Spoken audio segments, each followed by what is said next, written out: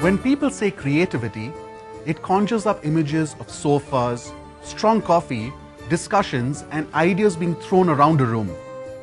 And there are times when that might be the case, but the real test of your creativity comes when you have to solve your own problems.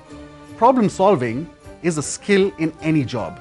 Because let's be honest, the world of work is mostly about making decisions and solving problems. Think about how you're marketing yourself to your employers. You're already thinking creatively about how you can set yourself apart from everyone else. That will eventually help you in your career. The key is to see things that others might not. So start by defining and understanding the problem. It sounds obvious, but it's not always clear.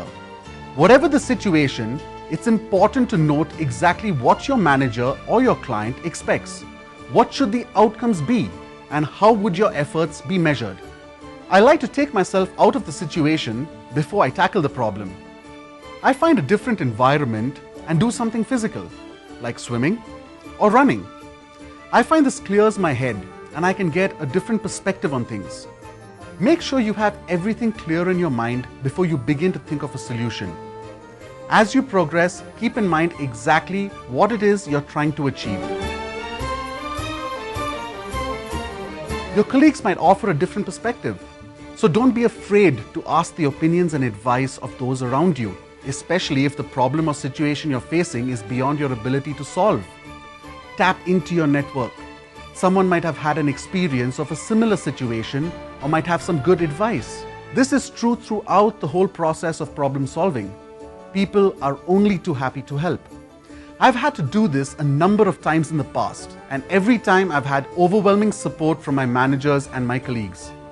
Crowdsourcing is something of a buzzword, but it's an interesting concept for helping you to get to a solution, particularly when you're working on your own. Whether you use your Facebook friends, Twitter followers, or an assortment of colleagues, you can see incredible results. It's almost like conducting your own mini research, and it doesn't have to cost you a rupee.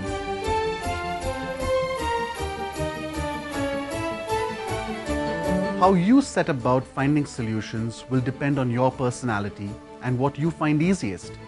Techniques like mind mapping or road mapping enable you to think around an issue and prevent your thoughts from becoming too linear. Explore all ideas, even if you think they won't work. You might be surprised by what comes up. And when you think you've found a good solution, remember, refer back to the original objectives. Do you think you've met what you set out to achieve? If you're happy with the outcomes, organize your thoughts. Your team members and managers will want to see your process and how you got to that point.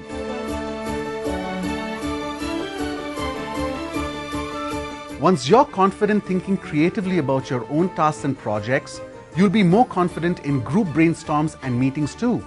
Effective brainstorms provide a good platform for everyone to have a chance to add to their thoughts. There's great value in understanding all perspectives, counter-arguments, and points of view. Even if you're the most junior member of the team, have the confidence to speak up, add your opinion, or ask questions. Someone else in that room is probably wondering about the same thing. Or you may be providing a fresh perspective to a room full of experts. Also remember that people will be open to your ideas, particularly if you are new. Keep reminding yourself what it is your client or manager wants you to achieve.